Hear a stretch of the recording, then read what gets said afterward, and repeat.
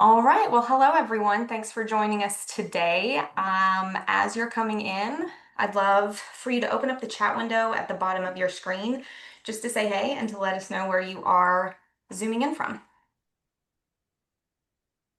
This is also a great way to determine if chat is actually turned on.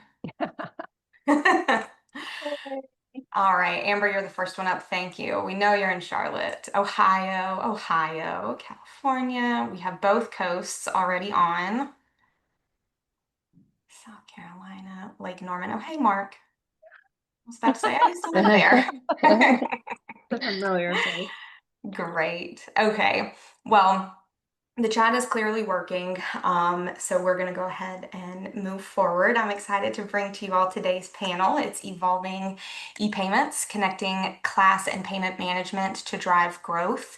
We're going to be diving into the latest enhancements of Jackrabbit Pay, spotlighting some new features, ways that our clients have won with respect to Jackrabbit Pay, and then at the very end, we'll look into the future and give you guys an idea of some innovation that's to come with Jackrabbit Pay and with Jackrabbit in general. So some quick housekeeping items before we get into all of that. This session is being recorded. We will send out a recording within 48 hours. So if you need to step away for whatever reason, if you want to watch something or hear something again, or you just couldn't attend in general, then we will absolutely share that with you in your inbox. It'll be sent to the email address that you registered under. Please feel free to utilize the chat to engage with each other and with the panelists as we're going through the session. We love the engagement. This is a very lively bunch, so they might pick up a comment and We're the just funnest pick it up and people run at with it. Jackrabbit, don't you know? We're quick and we're witty at Jackrabbit, and so we love the engagement in the chat. Lastly, we will have a Q&A at the end, time allowing. So any questions that you want the panelists to speak directly to, please use the Q&A so that those valuable questions don't get lost in the chat as well. All right. Maybe. Okay, moving forward. Onto the stars of today's show. I'm thrilled to introduce our panel, starting off with Laura Henderson, excuse me. She's the Chief Operating Officer at Jackrabbit. Next, the one and only Jorine Jones, Director of Client Success, whose team does a wonderful job supporting our clients who are exploring Jackrabbit Pay, among many other things. Jamey Kennedy, the payment manager. His hands are in so many pots related to how the Jackrabbit Pay platform is built. And last but certainly not least, Amber Smith, the senior product marketing manager at Jackrabbit. She is well in tune with how the market is using Pay, and so many other things related to Jackrabbit and the youth activities industry. I'm Molly. I'm going to be your moderator for today's conversation. So, panelists, are y'all ready to get into it? Absolutely. Okay, let's go. Um, Before we get into our first question, I thought it would be nice to do a quick recap of the evolution of Jackrabbit Pay thus far, because I don't want to assume that you all know everything about Jackrabbit Pay and this new payment platform. So Jackrabbit Pay was first released to our clients in 2023 with a direct integration into Jackrabbit and a unified class and payment management support system. Seamless integration and access to support were table stakes in releasing Jackrabbit Pay because we knew that our clients needed to have the best experience possible. So in addition to that, right at the beginning, Jackrabbit Pay launched with features like automated billing processes, so posting and processing tuition, true next day payout, proactive chargeback assistance, and net deposits. So taking out any fees before they hit your bank account so you don't have those surprises like, wait, it said this, now it says that. Then the following year, so 2024, when I was going through this, I said 2004 at first, and I was like, whoa, Jackrabbit Pay's been around for a long time. So not trying to have that Freudian slip again. So the following year in 2024, we introduced features like surcharges to help recoup processing fees for credit card transactions, and we made strides in making reconciliation reporting easier for our clients. And we did all of that while maintaining a 100% rate transparency during the discovery phase for our clients who were organically looking to start processing processing payments with Jackrabbit Pay. And now that brings us to where we are today. We've added features that give our clients access to business financing through capital and visibility into into when ACH payments are declined. Um, it's really small, maybe not easy to say, but I have seen a couple of people on staff do like the happy dance whenever we learned that this feature was coming out with Pay. So we're going to talk about that a little bit more in the future. Jorine, I think you're going to talk about that one. So that's a small one, but a mighty one that I'm excited to dive into. And then just another quick milestone to share. As a panel, we celebrated this when we were preparing for this session at the end of last week. We've onboarded over 1,000 Jackrabbit Pay clients since we first launched in 2023. We're thrilled to be a part of their everyday business management, not just from a class management standpoint, but now from a true payment management standpoint as well. So that's the evolution of Jackrabbit Pay. And before I put the panelists in the hot seat, I want to ask you all a question with a poll. And let me try to launch that. Okay, so the first one, I would like to know how much friction do you experience processing with third-party payments? So you can choose it's such a headache, it's a breeze, or maybe you don't process payments yet.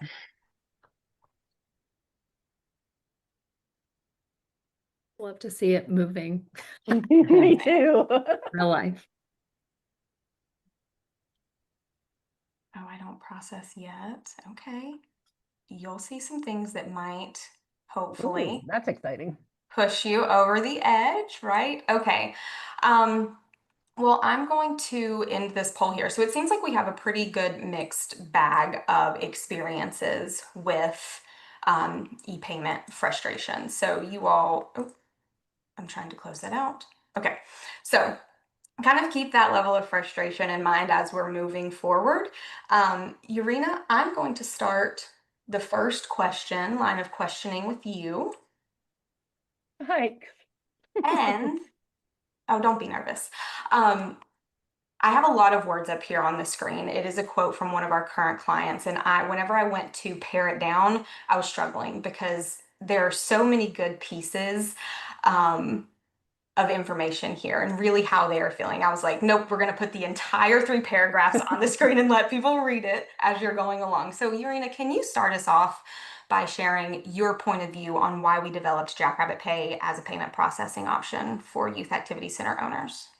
100%. And I had the pleasure last summer of actually working really closely with my Pay team, selling Pay, talking to customers. And it was really super fun. I've been sort of removed from customers for a while, and so I thoroughly enjoyed that. And one of the things that has been really critical in why we developed Jackrabbit Pay is that we wanted to kind of bridge the gap between payments and third-party solutions. We wanted to bring everything kind of in-house under one umbrella, which means that you get this same great level of support that Jackrabbit Class offers you. It means that we can work to integrate better payment options within the actual Jackrabbit product, which you're going to hear about a few today. And it's been really impactful for our team to kind of own the payment stack from kind of start to finish and provide support along the way. As an example, we're going to talk about chargebacks. I mean, everybody hates chargebacks, but it's turning out that our support with chargebacks has been really lucrative for people. So I know that bringing it in-house under one umbrella has been really great. Jamey, what else could we add to that? Well, just to follow up with the 2 primary reasons why we decided to move forward and develop Jackrabbit Pay was obviously, I think everyone knows that we have the best support department in the industry, and being able to bring that over, as Jorine stated, to include the payments, it gives us an end-to-end solution where for our clients, essentially the family can register a child for a class, and we handle the transaction end to end all the way to the deposit into the client's bank account. So that's the primary reason. Secondly, the innovation and the rate of innovation within the industry and the payments segment is very significant right now. We wanted to be able to bring all of that into Jackrabbit so we can deliver those new innovations and capabilities to our clients. And it's paying off. Say it all. Say it all. Say it all. I'm gonna lag back a little bit and just kind of leave space for other panelists to jump in if they want to. But Jorine and Jamey, I think you hit the nail on the head there, really looking at support, since any way that we can continue to support not just our clients but those in the youth activity industry, we are absolutely going to. And then just the innovation, what innovation can we bring to this space? Okay, so similar question, Amber, this one's going to be from you or for you. So from the 2024 Industry Benchmark Report, this is a report that we publish at the beginning of every single year. If you didn't get it this year, you can scan the QR code on the screen and download that. We have a bunch of different reports by industries. So scan that and read those later. Okay, but from that report, we know that roughly 73% of Jackrabbit clients utilize a payment system for tuition and other fees. So with so many clients already processing payments, can you share why we decided to create a new payment processing platform for the Youth Activities Center, for the youth activities industry through that lens? Yeah, so Jorine and Jamey already hit on how our best selling points are our people and our care for our industries here at Jackrabbit, with our support team, and just how we all want to be a part of elevating the youth activities industries. Payment processing is absolutely necessary in the year of 2025, especially for youth activity centers who are wanting to ensure that as enrollments are locked in, that the payment is also there to support that. And it really creates a convenience for parents, ensures that your cash flow is there. So when we were doing this through a third party, it was really hard to be able to deliver additional features that our clients were asking for, because we didn't have full control over that experience. Exactly. Yeah. So it's something that our industry asks about immediately when they engage with us, when they're looking at software. What are your rates? How do you support payment processing? And as Jamey mentioned, with the industry expanding, it really felt like a no-brainer. Jamey, Jorine, anything to add to that? I think we've Laura? summed that one up. Okay. Yeah. Beautifully said, as always, Amber. The customers are validating that. When we talk to them, they're thrilled. Yeah. So great. Awesome. Okay. So then the next question, we are aware that it could be a house divided type topic. So take from this portion of the panel on surcharges, what applies best to your business strategy. So Amber, I'm going to come back to you on this one. Surcharging on credit card transactions was one of the early features that we released in Jackrabbit Pay. What are some of the wins our clients have had since beginning to surcharge?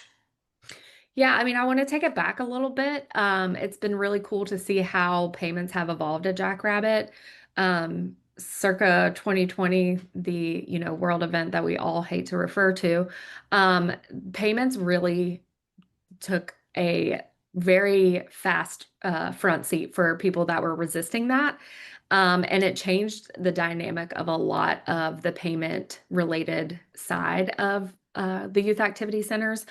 So what was a very house divided topic, and it still is, it has shifted to be more pro surcharging.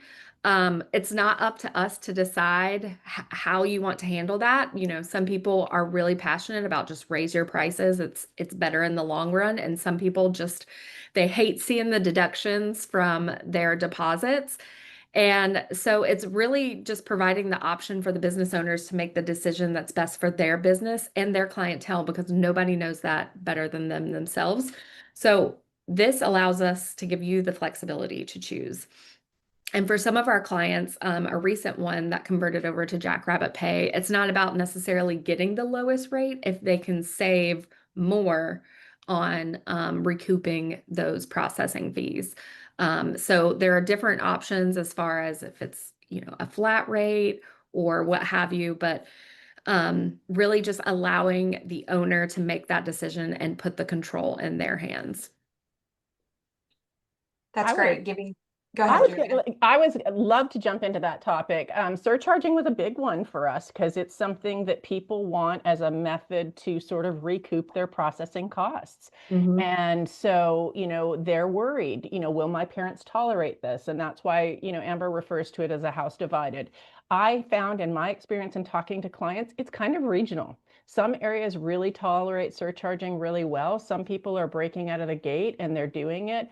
And you can select the rate that you get. So you can determine how much of those fees you want to recoup and how much your parents will tolerate. So that flexibility of having there is really powerful and a great deal changer. I mean, I'm sure Jamey could attest to that. Surcharging is a topic that is not just related to Jackrabbit. It is It's everywhere. industry wild everywhere. Yeah, absolutely. It's an expected need now for the clients to be able to make this choice as we provided that, they can choose to do so if they wish to implement it with their billing practices. So the theme that I'm hearing here is that we're enabling our clients to make the decisions that are the best for their business. Some people don't want to, and in that case, they've raised their rates, so that makes it a little bit different. But the opportunity to do either is 100% there. And I've seen on our Facebook group that people don't have a lot of pushback. We did a great job of compiling some templates that you can use to announce it to your family, so you don't even have to do the thinking part of that. I didn't even think about those. Those would have been great to have a QR code. Yeah. We'll include them in the follow-up email. I think they're accessible in their database, I believe. But anyway. Oh, awesome. You're right, Jorine. Always one step ahead of me. Okay. On to another feature that we wanted to do a quick case study or highlight how some of our clients are winning with respect to Jackrabbit Pay is chargebacks. Oh, and actually, I meant to launch a poll before I came in here. I'm going to put everybody in the audience in the hot seat again. This is a two-parter poll on chargebacks. So we would like to know, how often do you win chargebacks? And then do you ever dispute those? Launch. I need to push launch. Oh, I'm so curious about the results of this. Never. 60. Wow. No one is saying always.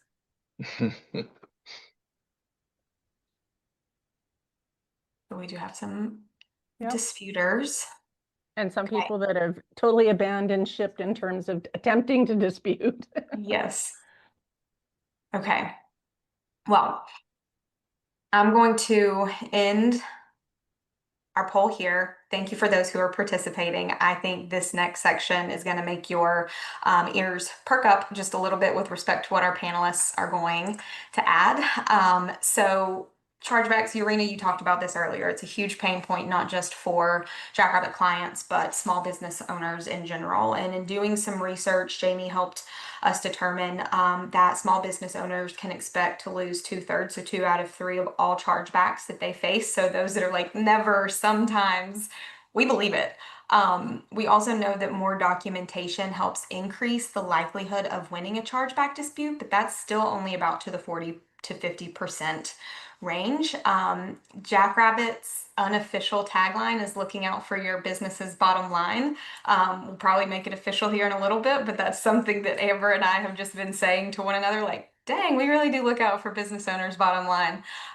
Amber, so I share that with everyone just to bring this question back to you. Can you share how Jackrabbit's chargeback win rate compares to the average in the industry?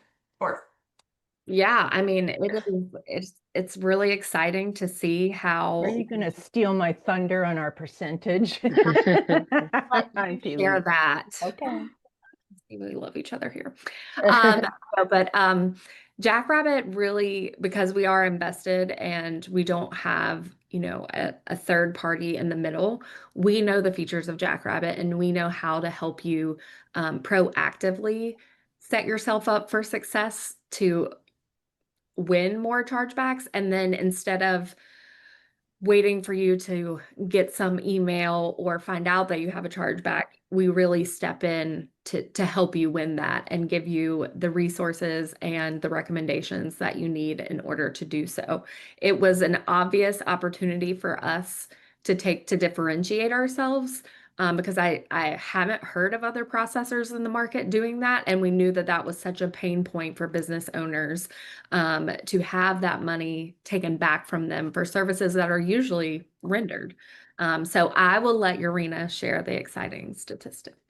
Well, I'm really proud of this. As I hope all of you know, at Jackrabbit, we take great pride in our support. And so with Pay, as chargebacks, and we're notified of chargebacks, well in advance as of our customers as well. So the customer gets a notification, we get a notification.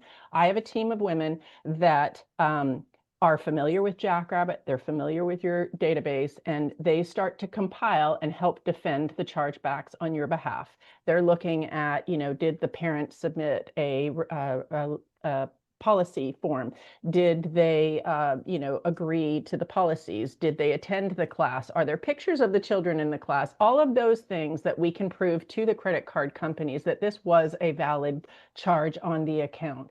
And with that, our results have been 83% wins. So that money that people are in the past, oh, well, the chargeback, I can't win that, I give up, is now going back to our customers in their pockets at a rate of 83%. So we're super duper proud of that. The support structure of the ePay team is very similar to the support team with the same functionality and response rate. And so that support is really, really great. So. Thanks for letting me say that, Amber, because we're really proud of it.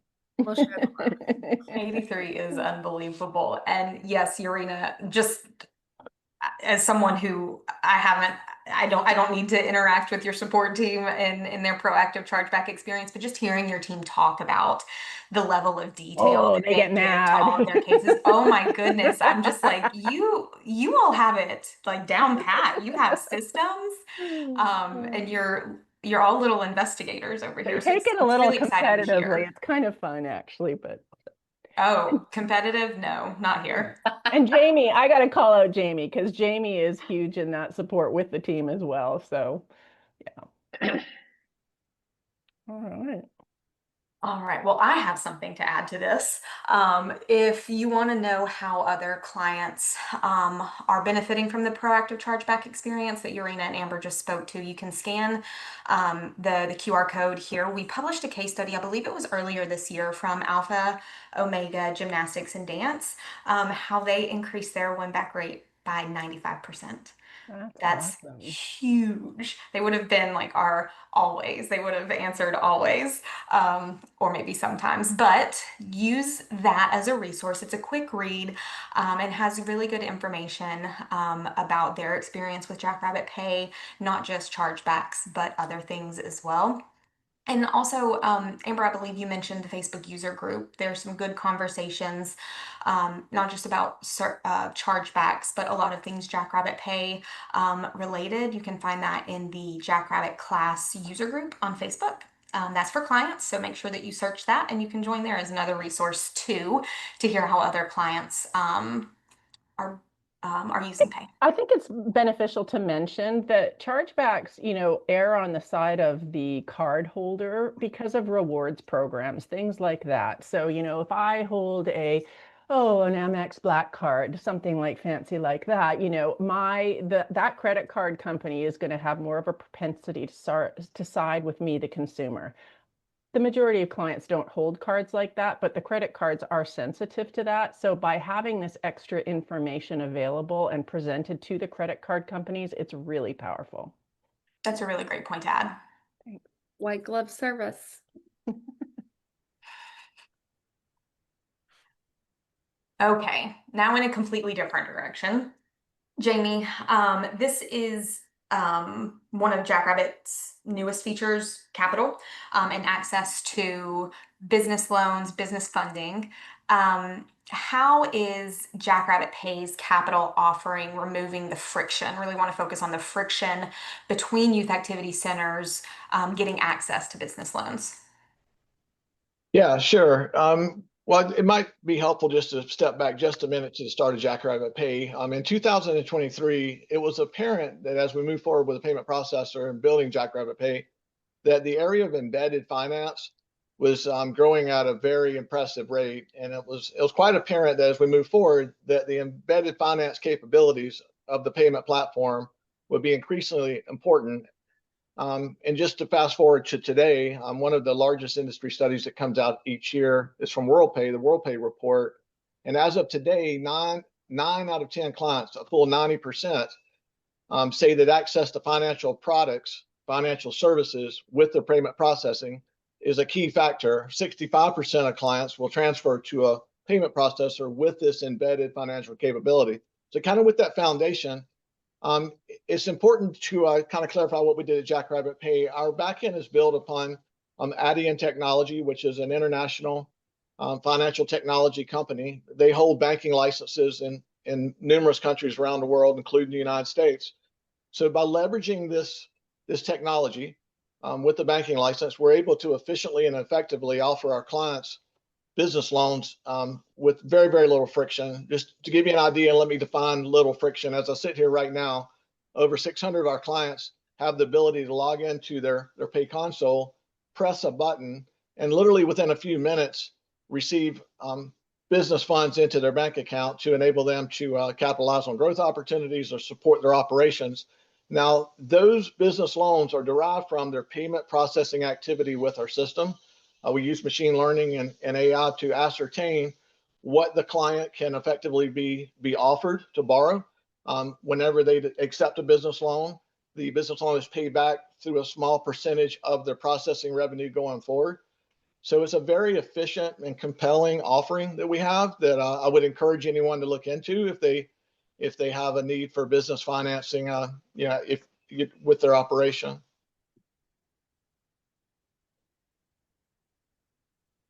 That's pretty Right. dang I quick was and leaving it easy. open. What, Jorine? I said that's dang quick and easy. Jamey, I don't even think I realized how quick that was. So that's brilliant. Yes, Yeah, I I'll wanted mention to make.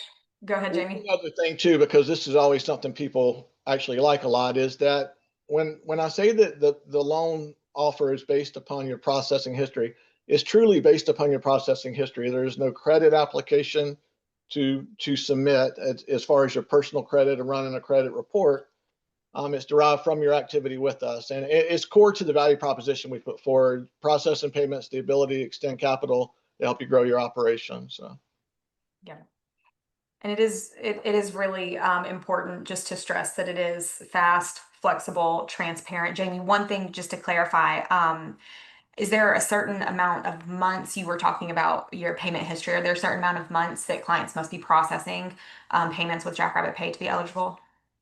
Yeah, we need 2 months of processing operations, but thereafter, eligible clients will be extended an offer. And to give you an idea, currently as we sit, 60% of our processing clients have received an offer. The offers are competitive for small business financing. So yeah, I would encourage you to look into it in more detail. It's certainly a nice resource. And Amber, you have a good pulse on how our clients are using these funds. What have you heard, or how have you heard really how our clients are using these?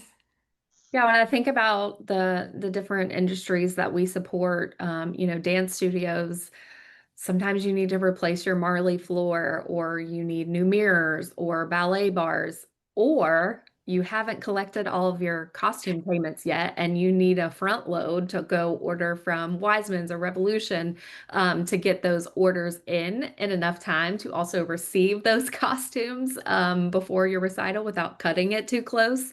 When I think about gyms, new mats, beams, tumbling tracks, none of that stuff is cheap. Swim schools, your filtration system, your pool maintenance, any business, the unexpected happens, your HVAC goes out and you don't have the money just sitting there, or you need it faster, or just taking the money and pouring it into your business from a marketing standpoint. I mean, the options are truly endless. and it gives you the ability to use it however your business needs. Really supporting you and giving you that flexibility. Looking out for the owner's bottom line. Yeah, for the owner's bottom line. Back to that. Putting it on the website. All right. I don't have any slides for the next couple of questions. These will probably be like a quick, I'm going to stop share. So the next couple of questions, But as there's we a get point in all, the chat. The link to the case study doesn't seem to actually have the case study attached. Just have, I will go grab it from the website. oh, And let thank Molly you, know. Amber. Yeah. sorry, Okay. Molly. Sorry about that, Lisa. All right, so we're gonna get up close and personal in our Zoom squares here. Urena, a common, yes, ma'am, back to you. A common pain point we've heard from some of our clients who are processing with us prior to Jackrabbit Pay is that ACH payments show is approved on the family transaction, even if it comes back later that it declined. So this is technical, bear with me. They would have to manually update it and contact the family to recollect those funds. How has the recent update from Jackrabbit Pay helped improve that visibility for those types of payments? That is a really great question. Thank you, Molly. So, I mean, I'm an old dog at Jackrabbit, but since time in memoriam, if a family in a, an account makes a payment with ACH, it takes several days for those funds to actually go through the financial network and define as approved or declined. And sometimes the funds are not available for some reason, the bank routing information is incorrect, what have you. And the organization is notified, oh, hey, Urena Jones, she doesn't have that money in her account. Okay, so you see that in an email. But Jackrabbit, the transaction page for the family, does not reflect that decline. And so I am so thrilled to announce that with Jackrabbit Pay, that is a two-way conversation. So in Jackrabbit Pay, if a family makes a payment with ACH, if those funds are declined, you are notified, yes, with an email, but also within the application on the family record, so that you can then reverse the charges and then go and collect the funds from the family, which is just so much more immediate and so much easier to manage. Because emails get lost, they get archived, people forget. It's not Yes. right. The parent could be standing right there and you didn't see the email yet. So right now you can see it right then and there and you can address it right then and there. Absolutely. And so that type of communication is an example of having a payment platform that's integrated with the product that allows us to do that. Thanks, Jamey. You were good on that one. That was the happy dance that I swear I saw so many people do. Support does a happy dance as well. well. So that just eliminated some support tickets because that question. I remember those days on the support Yes, team of like, ma'am. it's showing approved. Yes. How do I do this so I can actually go back and recollect the funds? And That's integration. That's the two-way communication all under one umbrella for sure. Yes. All right. Let me find my next question. Okay. So it's not uncommon for there to be a difference in time between when payments are processed and when those funds hit a client's bank account. Amber, coming to you. How is Jackrabbit Pay's deposit time frame different from others in the market right now? yeah, so we've seen a lot of this in the past. In order to get funds the next day, clients had to settle payments earlier in the day. So mom who logs on to the parent portal at 10 o'clock at night, because she's finally got the kids to bed, you're not getting her payment the next day because it's part of the next day's batch. So we eliminated the need to have that earlier settlement time and really focused, Jamey can keep me honest on this, but on the user's time zone and settle the entire day's sales together. It really helps with those reliable net deposits and better reporting alignment. So there's a lot less confusion on this payment happened and when can I expect it in my bank account? Jamey, is there anything that you want to add to that one? Just the comment that this is a really good, very quick example of, kind of why did we build Jackrabbit Pay? Well, with the modern technology we have access to today, we were able to effectively redesign the settlement window so that effectively your processing day now matches your calendar day. This cutoff at 5 o'clock or 8 o'clock is actually pushed back to midnight or later. So for all practical purposes, You don't have to really worry about that anymore. It's a major pain point for a lot of clients. So you can just simply operate your business with the expectation that every payment that comes in during the day into the evening, even after midnight on the East Coast, will be settled in a very tight window between 3 and 5 o'clock in the morning. The funds leave our system at 7 a.m. the next morning. So this is a major improvement in cash flow for our clients, and it was one of the design objectives. Yeah. Improvement in cash flow, reduction in mental gymnastics, and when the day ends. All right. Can I interrupt for 1 second? Because there was a question prior to Amber jumping in on the payout related to ACH. And somebody was asking how many people take ACH versus credit cards. And Jamey, do we have stats in terms of the percentage of our clients processing with ACH or not handy? With like ACH, it's really high, don't you? no, look, our credit card and debit card business is actually preferred. I don't have it in front of me, but I want to tell you it's 80 to 85%. There's a lot of advantages of using debit cards with not the least of which is the dispute mechanism. A lot of people don't know this with credit cards. It actually applies to debit card use too. So a lot of small businesses have decided to just go with credit cards and debit card processing to have that complete chargeback flow for both means of payment. But it's somewhere around 15% to 20%, Jorine, that still draft directly from ACH bank accounts. Okay, great. Thank you. Sorry to interrupt, Molly. Not a I didn't know problem. if we missed. All right. Yeah. It looks like Patrick is chiming in too, with respect to ACH to give people the option. Yeah, parents like it. So Mhm. it's really a question. You don't have to, but if you want to, it's available. It's what works best for your business. All right.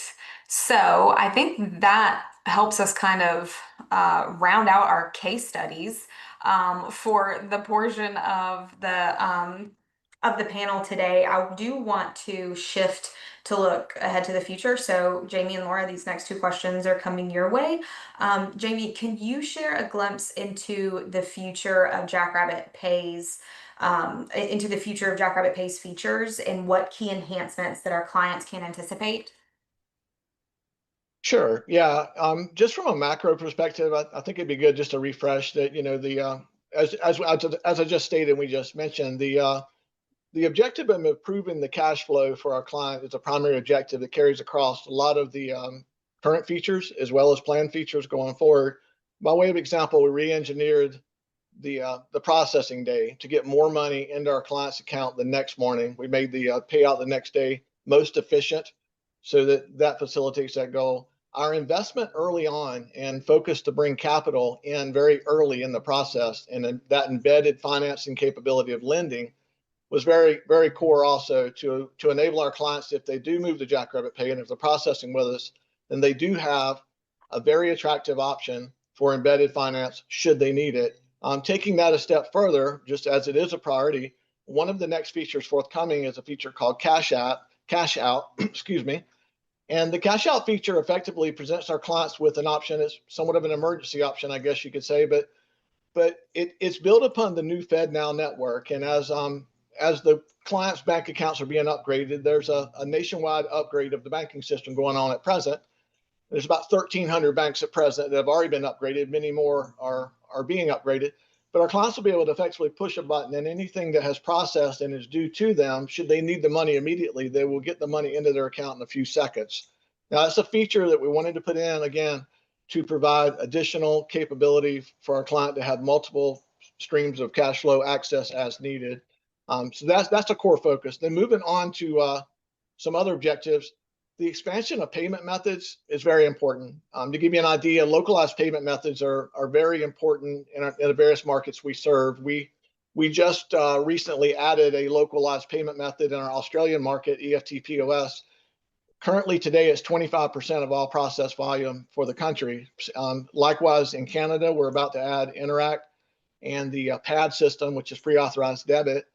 And those two payment methods we anticipate and forecast will be 40% of the total volume for Canada. So continuing that trend, we're going to add digital wallets, Google Pay and Apple Pay, which also reduce a lot of friction for our clients with their customers that wish to pay with these methods. We're very aware of that. It's a key factor as we go forward. So I'm so excited about those. I think we all are. Hey, Jamie, while we're there, someone had asked about Zelle. Is that on the roadmap or for consideration? That's Wells Fargo specific, yeah. I think it is. I think that is Wells Fargo specific. I don't know if Zelle is on the roadmap at this time. I do know that Venmo is something that's on the roadmap with our backend provider, and there's many other options. We effectively have a laundry list here. If you can dream it up, we have access to provide it, but we'll certainly be investing in this area. It's a core area. Cool. Awesome. That just fits so nicely. So I just wanted to make sure we got that answered. Thanks for grabbing it and pulling There's a it quick in question here. that came in. What is the time frame to void a credit card payment and pay? The void window. The void window. Look, with Jackrabbit Pay, we execute immediate capture for all credit card payments. There is no void window. We don't have a 1 hour delay. And the reason why the system does that is that we did the analysis and we found out over all of the transactions that we've ran, it was less than 0.3 of 1%. 0.3% was the actual void amount of the payments. The trade-off for that was that we have literally a state-of-the-art AI-based fraud monitoring system that required immediate capture in order for it to work correctly with our backend. So it was a design decision that we had to make, but the capture is immediate on credit cards and Jackrabbit Pay. I mean, refunds are still available. Voids are just. Yeah, you can refund immediately. Absolutely. Yeah. Yep. Probably makes it less confusing for the parent too, I would think. It does. And look, it comes down to the incidence of that was so extremely low. It just made sense to go that way. There is one other small plus too, as we, again, back to the cash flow. With that immediate capture, you can literally capture up till East Coast 2:55 or so in the evening, or the morning rather. The closing window is from 3 to 5 a.m. and those funds will be in your account at 7 a.m. Without that lag of something coming in and being processed, it wasn't immediately captured because it was being held. That simplifies the processing day as well. Great question. Thank you. What are the surcharging fees through Jackrabbit? That is up to the percentage of your processing rate, correct, Jamey? That's correct. There are different rules in different jurisdictions that apply. I think in Canada, there's a limitation of 2.4%, but Jorine, that's correct. And I want to make sure the question wasn't asking, do we charge anything additional? The answer there is no. It's included with our, and those funds go to the client. There are processors that charge a monthly fee for the privilege of surcharging. We do not have that. We do not. But we are not allowed to allow clients to surcharge their parents more than they are paying. And so hence you are capped out at your processing rate is the point. That's correct. That's correct right now. That's absolutely correct. Sorry, Molly, I was bossing through chat. Do you have to gather? It is okay. I wasn't going to cut you off just yet. We do have a lot of good questions coming in through the chat and through the Q&A, and I think we are going to have time to get to a majority of those. Okay. So we'll keep going and looking into the future. This is one of our last questions of the panelists, and then we can really dive into some of the good questions that y'all are putting into the chat. So Laura, outside of Jackrabbit Pay and looking at Jackrabbit as a whole, what is Jackrabbit's vision for evolving our product to further empower our clients in the industry? Yeah, great question. I think coming off of the message from Jamey and this amazing panel, what a great group. I've been here 6 months. This is the 4th industry I've worked in. I spent a good 5 years in ed tech, and what an impressive team here. I think what you're going to see, Molly, what we're going to see is a continued focus on customer voice and choice. The voice of the customers come out loud and clear in the innovation here. And we're going to continue to make that a priority as we engage with all of the 33 folks on here and all of the customers. You're going to see an increase in customer engagement and really making sure that we're taking all of the trends of the industry and the voice of the customer and making sure it comes to life in the innovation as we launch more features just like this one in the coming months. So like I said, great team. I couldn't be more proud to sit alongside such an impressive group. And I'm excited to see how this innovation really improves the experience all of our customers have. And thank you for everyone, this team and everyone for welcoming me. I'm excited to be a part of this team. Well, we love having you here too. And You're just crazy enough to join us, Laura. couldn't be a greater group of customers. Like, I don't think there is a greater group of customers out there. So I can say that. Okay. Well, I'm going to pull up one of our closing slides. I'm not kicking y'all out yet. We're going to get to the questions, but I am going to pull up the slide with some scanny things in the event that anybody needs to leave early. Scanny things, Molly? Some scanny things. You can scan them and do what you need to. All right. Y'all, okay. So on the screen here, we have, if you're not using Jackrabbit yet and you want to learn more, you can scan the code on the left to get started with Jackrabbit and Jackrabbit Pay and talk to our sales team. If you are a current client and you want to book a discovery call, the code on the right is the one that you need to scan to have a discovery call with Jorina's lovely ePayments team. So I'm going to pull up the chat or Jorina, you were doing a great job with some of the questions. There was one question. Do you have to gather all customer cards to move to Jackrabbit Pay? Is it okay if I answer that one? Please go for it. Okay, so that answer is it depends. It depends on who you are processing with currently. With one of our providers, you can actually pay for those vault IDs. Okay, there is a cost associated to it. I believe it's up to $500 to have those credit cards transitioned into Pay. With one of the other ones, it is not provided.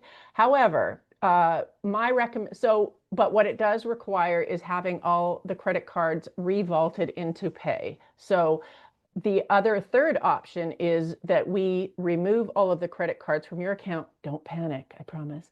And you have your clients re-enter those credit cards into Pay. Now, last summer when I was dealing this, talked to a lot of people about this. The majority of people chose to actually have pick a time, have their parents re-enter the credit card information. They processed their payments for the month, and then they shot out an email with the portal. What we did do is that we improved our parent portal so that if there is no credit card on file, it is the first thing that a parent sees when they log in. So it makes collecting those credit cards very easy. I did not hear one client, regret that decision. So there is a transition period, but it has been, so far, from my experience, a non-issue. Awesome. You kind of segued into one of the questions that I wanted to hit on, and it's how long is the process to change or to start to transfer over to Jackrabbit Pay? Can you shed light on that, or whoever wants to shed light on that one? I apologize. Can you repeat? How long does it take to start? Yes. Okay, sorry, I was reading and thinking at the same time. That's never good at my age. To transfer over to Jackrabbit Pay. So that process, roughly. Yeah, so if you click on the QR and you get started with Jackrabbit Pay, that would be an initial phone call with the Pay team where they would find out, and that is also one of the questions, like what are our fees? That depends on what you process. And so what you would do is have a conversation with the Pay team. They can see processing if you are an existing processor, and they can provide comparable rates. Okay, so in addition to that percentage of processing fee, there are additional line item fees that are they're matched basically across the board from what we've always had. And so the first step is to reach out to the payments team, get your quote. Once that quote is approved, they send an application link. As soon as you fill out that application link, that processing from the back end to approve the account is usually, Jamey, a day. We're at right now, or is it longer? It's just a few days longer. Yeah, but not very, let's just call it very brief. Yeah. From the initial phone call to the application approval is, 5 days. All right. That's a good range to set people's Now, expectations. I am assuming that people are responding in kind. Some people don't fill out the application for a day or two, but the process, if you stick with it, is very quick. Okay, awesome. There was one that came in the Q&A, and it's tap to pay related. So whoever wants to pick this one up. So in order to tap to pay, will we need to purchase separate equipment? And do we have an ETA on when this will be available? Yeah, look, I'll take this because it's a little bit of there's a little bit of industry confusion on this. There's two things. There's contactless payments, and I actually got a visual aid. This is is basically an in-person payment reader. And I can take my credit card out of my pocket. I can come by, I can physically tap it with contactless technology, and the payment will be recognized. There's a separate technology named Tap to Pay that actually is deployed on Android and Apple Pay phones that effectively turn your cell phone into one of these point of sale devices. So the reason I'm making that clarification is right now, as we speak, we do have in-person, very modern PCI 6 compliant, latest and greatest point of sale devices that we can provide our clients. They do support contactless payment where you can tap your card against the device and accept the payment. Down the road and on the roadmap, sometime out will be support for tap to pay for both Android and Apple phones. So just want to make that clarification. I hope that answered the question. Yes, and if it didn't, Amanda, I believe you were the original one to ask that question. Throw it in the chat or ask a follow-up question. We still have time for that. One of the next ones I want to get on or hit on is what is the current percent rate of surcharges in the US? Does anybody want to kind of take that one about region specifics? The ePayments team has a list. I want to say that list changes rapidly. I'm recalling from memory, like Colorado, is it Colorado, Jamey, does not allow surcharging? Yeah, Or there's a couple of There's a states that do, couple? but without really getting into the nitty gritty, a couple, 3 years ago, as most people know, there was a Supreme Court decision that basically said the customer has the right to surcharge payments. And there's still a few states and there's still litigation being pursued in those states, but for the most part, it's rapidly growing. A lot of rules are being deprecated. So yeah, I mean, it's expanding across the country at a noticeable clip. Mm-hmm. Yeah. So based on where you are, and Jorine, that's good to know that we have a resource that Oh, the says pay that, team but knows it it all. Yep. changes. Yeah. If they see you coming from somewhere that doesn't allow it, they will let you know. That's very true. Thank you. Amanda did give a follow-up and a question, excuse me, Jamey, to yours. Will the equipment be provided? So the tap to pay, the that type of equipment. Oh yeah, look, we sell these devices. We're not in the leasing business or anything. The device I'm holding in my hand, the price of this delivered to your facility in the United States is $300 flat, and then you own it. And we don't provide it as part of the service, but we do sell the devices to you at our cost. So I hope that answers the question. I like that it's wireless. Yeah, you can Cool. walk around Walk with it. around with that. Fun. It comes with a stand so that when you hide it from yourself, the stand helps you put it in one place. So you can remember where. Thinking about like take it to recital with you and sell merch and all these other things that they can do with that. You Oh, need to put an air tag on it so when you do walk away from it, you can find it. We'll give that out at trade shows next year, an air tag for your tap device. We get with Apple and be like, hit your watch and be like, there it is. Here it I don't want to discuss that because that happens frequently in my household. All right. Anna, I saw just dropped a question in the chat about where will we find all the fees when the Apple Pay is available? Could anybody maybe speak to that one? I want to make sure that we get all of these answered. I don't think there are additional fees with Apple Pay. Am I wrong, Jamey?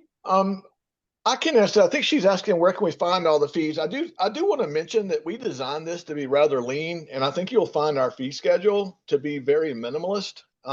Some of the fees that we've seen from other processors of people transitioning into Jackrabbit Pay are just astounding. You know, the number of fees but yeah, our support team can get you a comprehensive list of all of the fees that we charge at Jackrabbit Pay, and it's a minimalist list. In regards to Apple Pay, it is in the queue. It should be coming soon. Third quarter maybe is the time frame that I'm hearing, but not very far out from now. But there are no additional fees associated with Pay. No, none with Pay. There's no additional fee. Pardon me, I'm with Apple Pay. Not with Apple Pay, but Correct. Jorine, what I'm referring to is the list of monthly fees like tokens, transfers, and things like that.